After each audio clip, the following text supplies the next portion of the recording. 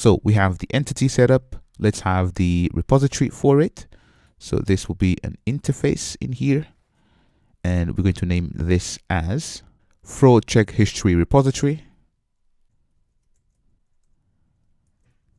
Press enter. And let me put this full screen. This extends JPA repository. This is check history or fraud check history, and then integer.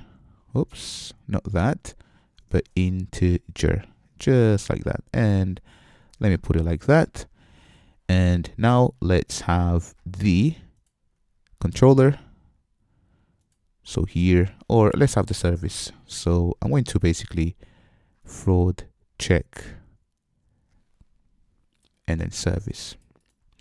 So in here, let's just have a class, and then I want to name this as service. And this time I think let's not use records because I don't want to confuse you guys. So I'm going to change the customer as well to use a normal class, because I think it's easy for anyone to understand whether you're not using the latest version of Java or not. But in here, what we want to do is just to perform a check for a particular customer.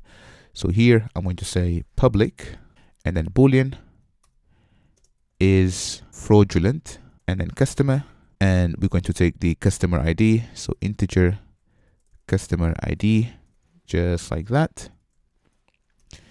And in here, so what we're going to do is basically, for now, we're going to make sure that everybody, it's not a fraudster. So I'm just going to return false. So let's just return false. But obviously, if you were doing this for real, maybe you would use a third-party system, or you could have your own system that checks whether a customer is a fraudster or not, maybe checking their email against so on and so forth, and all kind of things that you can do. But in our case, we're just going to return false in here, but also we want to store the fact that there was a check that took place. So private, final, and then fraud. And then we want the history repository, just like that, and then add to a constructor parameter. And there we go. Now, obviously, I want to basically store the fact that this took place, dot, and then save. And then inside, I'm going to say fraud check history, dot, and then builder.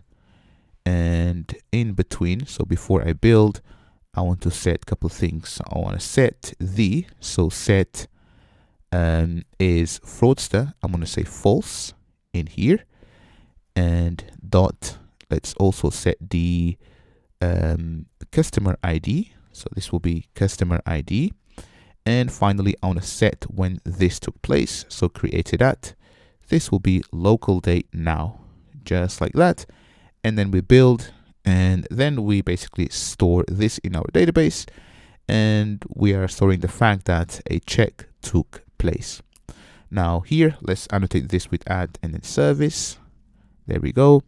And let's also have the controller, so class, and then I'm going to say fraud controller. This will have at rest controller, at request mapping. This will be API /v1 / and then fraud, and then dash check. There we go. And this will be a post and then mapping. And here we're going to say public, and the return type will be a fraud check response. So I'm going to say fraud and then check response is fraudster. And let's just create this. So this will be a record. So create record, and inside I'm going to say is and then fraudster, and this will be type Boolean. So this is all I need. Then if you want to include more things in it, then you can.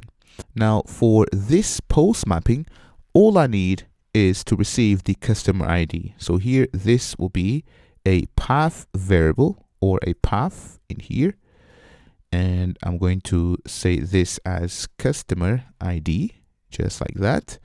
And if I put this full screen, we say this will be a path at, and then path, and then variable.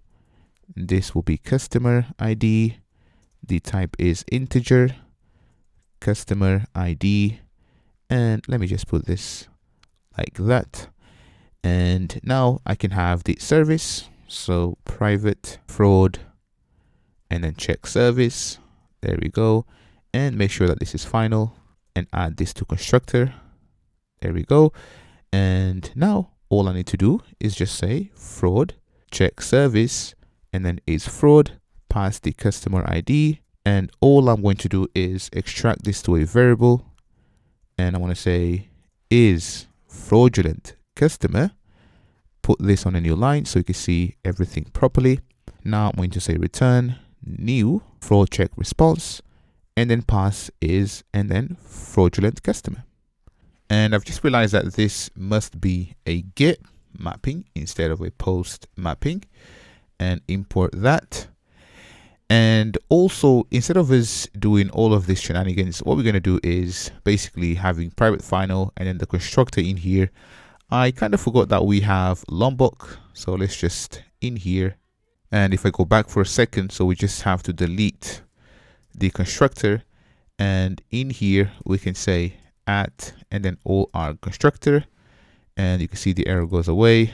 Let's just do this for basically everything. So the check service, so we'll delete the constructor in here, and we pass the annotation, so at all our constructor.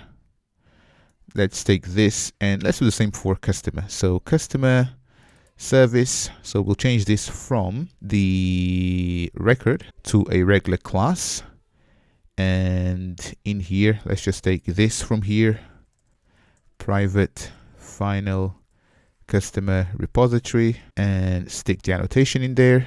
Beautiful stuff. Let's also do it for the controller. So annotation in there, take this guy, change it to a class instead, and then private, paste that in, and let's make this final.